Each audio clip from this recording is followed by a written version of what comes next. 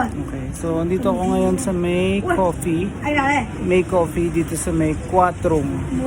And naghahanap ako ng gift shop. Wala akong makitang gift shop. So since medyo late na rin, alas 10. Thank you. Ang ginawa ko na lang, nagko-coffee na lang ako saglit dito. Nag-order ako ng coconut coffee nila. 40 dong yung halaga. So hindi ko alam kung magkano sa peso, pero mura lang.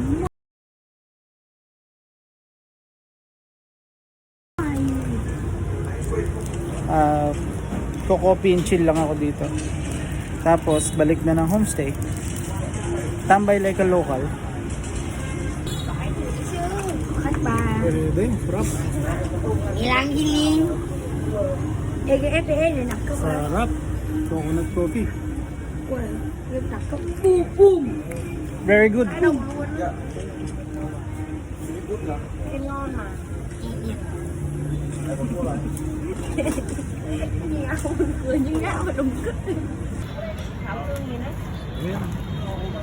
Suwake, sarap ng street food nila dito. Mukha siyang masarap.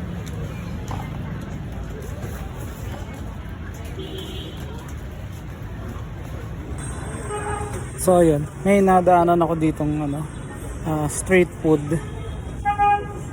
Bibili akong dalawa, isang beef, isang pork flavor. Hindi ko alam kung anong tawag dito. Pero mukha siyang tasty.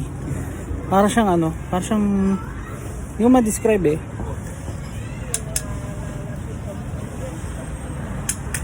Para siyang quesadilla na may ham and pork.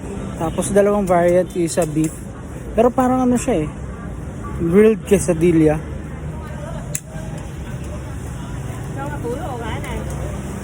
Testing lang. 32 VND daw ang isa. Mukhang sulit naman. Magbabayad na ako. Ate, bayad po. Sinagalog ko si ate. Bayad po. So ayan, pabalik na ako sa homestay. Ito ang trip. Lakad-lakad sa kalsadang madilim. Nang wala kang idea kung paano babasahin yung street. Ano to? Trap pag naligaw. Medyo mukha naman pamilyar yung nadaanan ko kanina.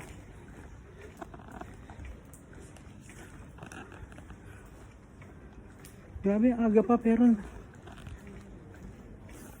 10 o'clock pa lang, wala pang wala nang tambay. Ayan, nakita ko na yung homestay. Pupunta na ako. Alright, titikman na natin ang Vietnamese quesadilla. Siya. Mukhang rapsa.